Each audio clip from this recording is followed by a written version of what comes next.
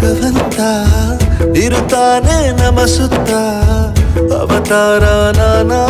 ರೂಪವೋ ಹಣೆ ಬರಹ ತಿದ್ದಿ ಬರೆಯಲು